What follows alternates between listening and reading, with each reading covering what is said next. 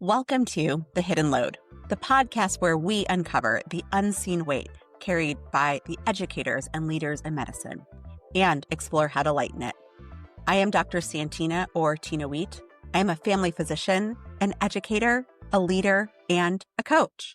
Each week, we will dig into the challenges that often go unspoken, from burnout and boundaries to purpose and identity to figuring out sustainability, and share practical tools to help you move from chaos to calm and from burnout to balance.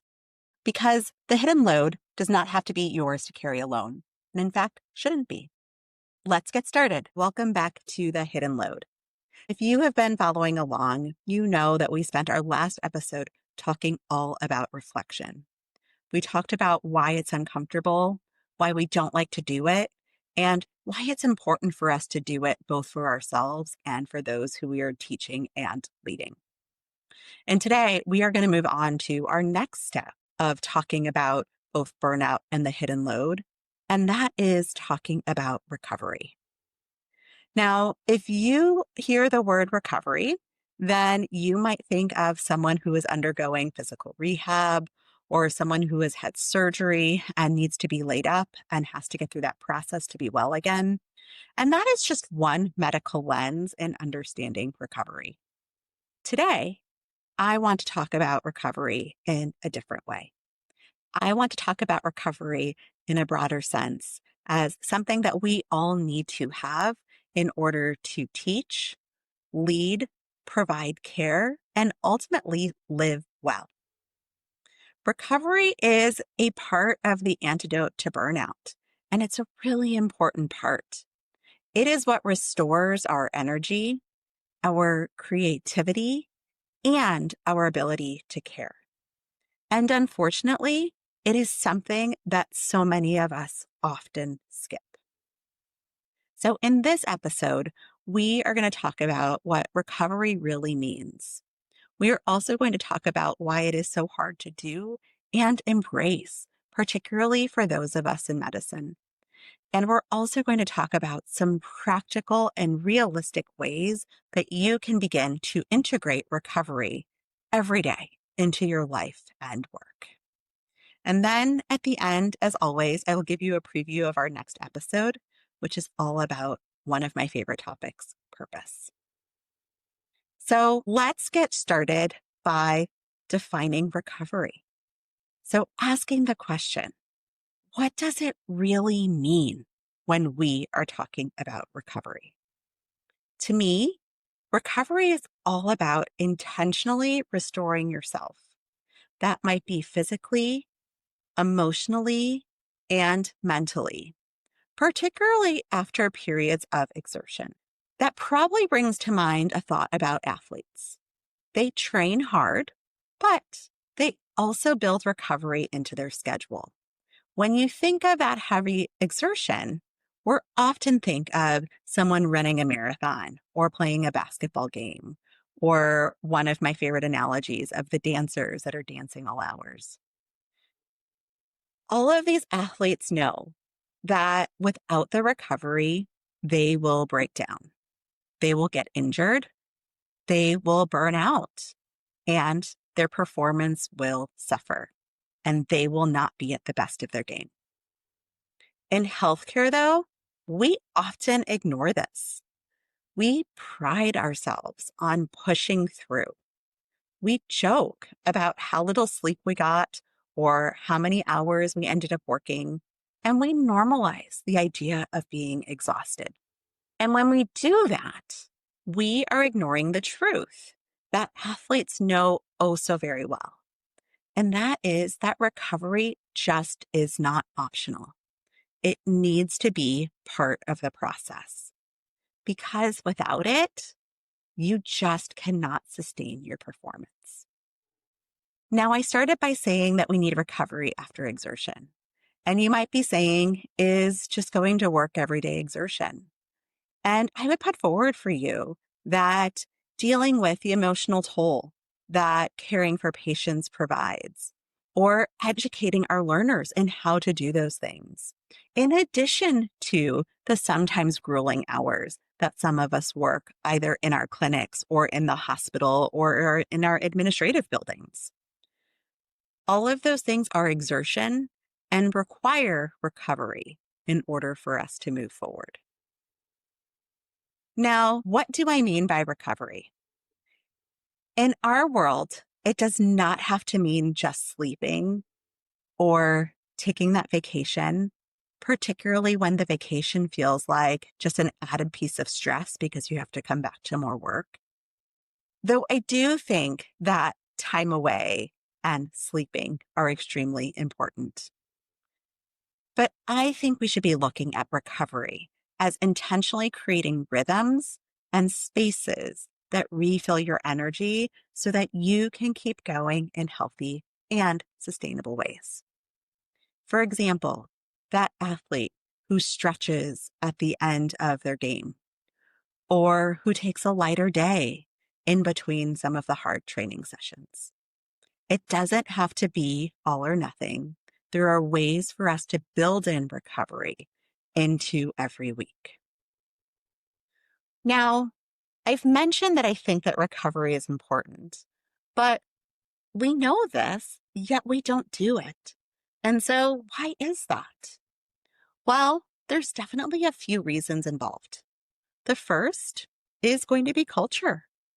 In medicine, we are trained to value stamina. And I'm not going to lie, I do value stamina. I think about how I can keep going so I can show up the best for that patient who's at the end of the day as I did for that patient at the beginning of the day. We are trained to push through and we are trained to sacrifice. That is baked in our identity. And don't get me wrong, I don't think that that's all bad.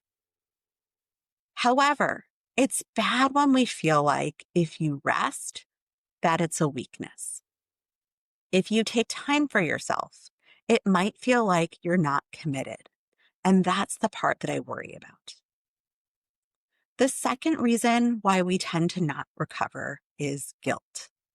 When we think about taking a break, so many of us have this enormous sense of guilt that creeps up. We might feel guilty that we're letting our patients down. We might feel guilty that we're not there for our learners, or we might feel guilty that our colleagues have to pick up the slack. This also might show up as guilty that we should be doing more and we're not. The third reason why recovery is so hard is just habit. We have gotten used to running at full speed, and you had to in order to get here. We have normalized the exhaustion so much that it feels strange to take a pause. You feel like something's wrong when you have that moment to yourself. And it is such an ingrained habit that even when we do pause, we often don't know how to actually rest. And here is the problem with that. When we fail to recover, we don't just hurt ourselves. We unfortunately hurt the people around us. Because when we are depleted, we are not the best teachers. We are not the best leaders. And we are also not the best colleagues, the best parents, or the best partners. And all of us care about each of those identities. And when we keep modeling the overwork, we demonstrate for our learners that that's what they are supposed to do. Our learners see it, and they assume that that is what success is supposed to look like.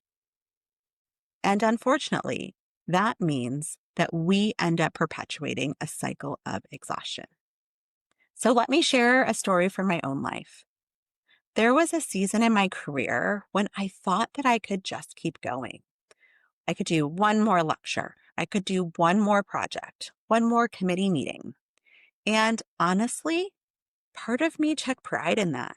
I thought that it was amazing how much I could juggle. And eventually, I hit a wall. I used to feel like I could say, oh, if I take a vacation, I'm going to get sick because my body just runs, and I'm finally going to stop and relax. and it's just going to take it over. I remember standing in front of a group of my learners, delivering a talk that I had given before, and realizing that I just sounded flat. I just wasn't connecting. And my patience was totally thin, and my creativity was gone. And at home, it wasn't any better. Every time I would come home, I was distracted, I was short tempered, and I was too exhausted to be present with my kids. And all I could say to my kids was no. I didn't know how to say yes to them anymore because I didn't feel like I had it in me. That was when it hit me. I wasn't broken. I wasn't failing, but I was depleted. And what I needed wasn't to push harder. What I needed to do was to find a way to recover. And that realization really did shift things for me. And I began to ask myself, what would it look like to actually build recovery into my everyday life, into my weekly life? And to do that instead of waiting for a crisis or an illness to force it on me. So let's talk about that. Let's talk about the way we can integrate recovery. Because I know what some of you are thinking as you're listening to this is, yeah, recovery sounds great, but when am I supposed to have time for that? And I get that. I absolutely hear you, and I was you, which is why I want to give you practical strategies that don't require dropping everything, because that's not necessarily realistic. Going on a week-long retreat is not necessarily something that all of us can do financially, with our personal and professional obligations. We have to find other ways. And so I want to start by sharing the idea of a micro-recovery. A micro-recovery is a tiny pause that you build into your day. Maybe it's taking 3 deep breaths between patient encounters. Maybe it's standing up to stretch before your next Zoom meeting. Maybe it's stepping outside for 2 minutes to feel the sun on your face, or even the rain if you love the rain. These moments are able to reset your nervous system. And I love these and have even started to build them into my day. One thing that one of my organizations did was reset all of the meeting times so that there was always a break in between meetings. Instead of 30-minute meetings, we had 25-minute meetings. Instead of hour-long meetings, we had 50-minute meetings. Now, when someone schedules a meeting with me, there is an automatic gap that is built in my schedule at the beginning and at the end, so I have the time for those micro recoveries. The second strategy I'm going to give you is a transition ritual. How you move from one role to another absolutely matters. I know some people who have a short walk after work. I know some people who have a short walk after work before they go home. Others have a playlist that they like to listen to in the car that helps them shift gears.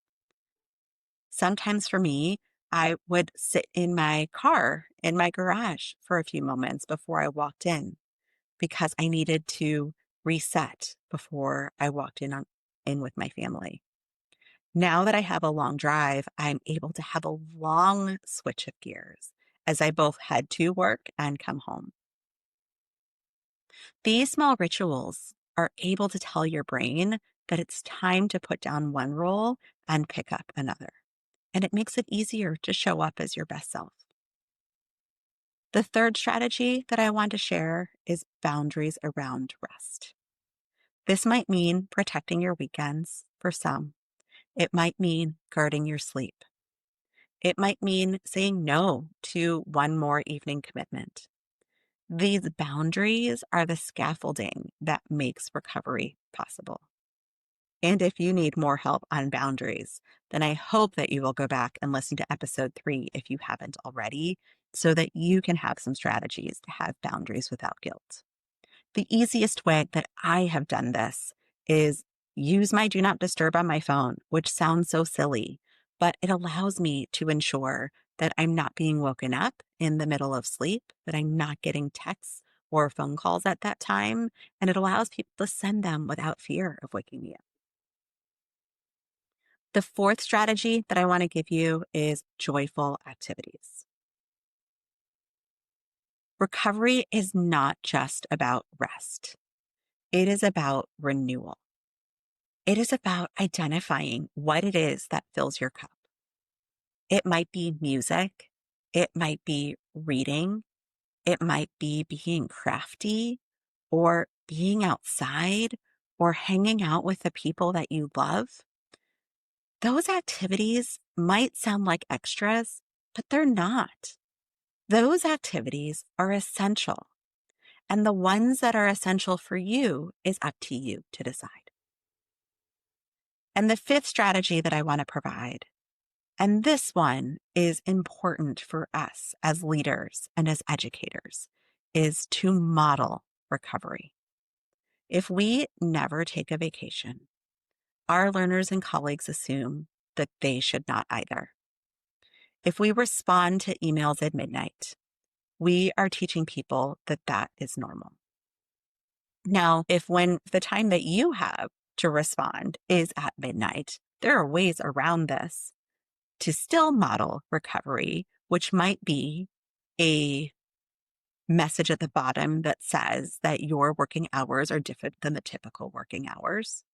Or it might be having a delayed send so that they don't hit other people's inboxes until they're expected to be at work. And so this is not a hard and fast rule. What's important is that you're modeling the idea of having recovery.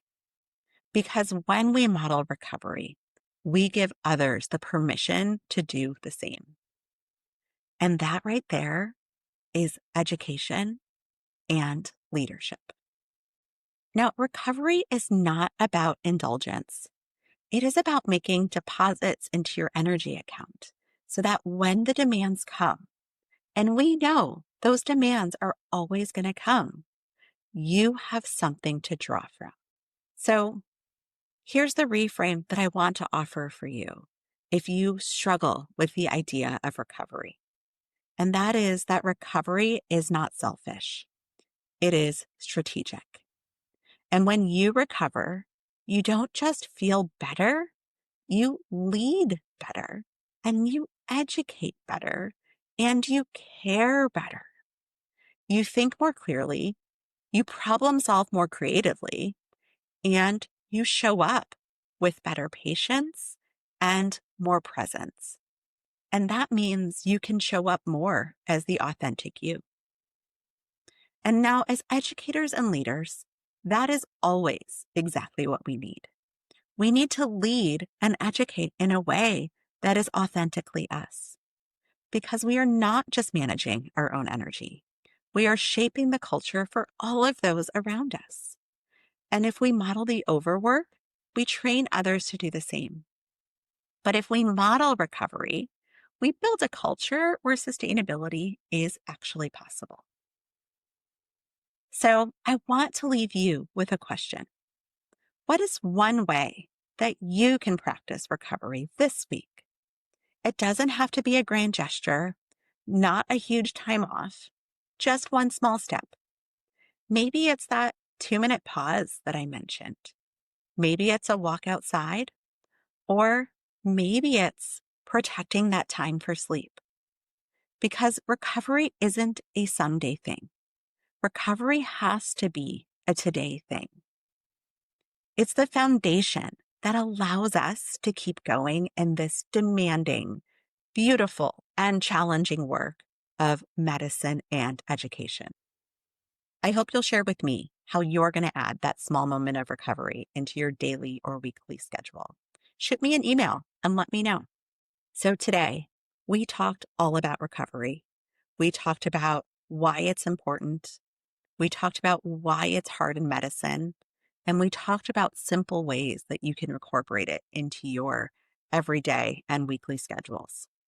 And if this conversation resonated with you, I hope that you will do 3 quick things for me. The first is to subscribe or follow the show. That way you will never miss an episode. The second is to leave a rating or a review if you haven't already. This will help other educators and leaders in medicine find the show, and it also helps let me know that these conversations matter. And third, share this episode with a colleague, particularly one who might need to find time to recover. Because here's the truth. Recovery is not a tomorrow thing. It's a today thing. And it's an important strategy in helping us maintain our joy and fulfillment both at home and in work. And before we wrap up, I want to give you a little bit of a preview of what is coming next. In our next episode, we are going to talk about something that connects deeply with recovery and ensuring that you have the capacity to do all of the hard things that we do. And that is finding purpose. Recovery fills your tank, but purpose is what gives you that direction. It's what keeps you moving forward, even when the road gets hard. So make sure you join me for that. And until next time, remember, recovery isn't optional. It's part of the work. Thanks for listening and choosing to protect your energy by incorporating recovery into your everyday. Thanks for joining me on The Hidden Load. Tag me on Instagram at Dr. Tina Wheat or email me at santina@santinawheat.com with your takeaways and ideas. Don't forget to subscribe. And until next time, let's lighten your hidden load.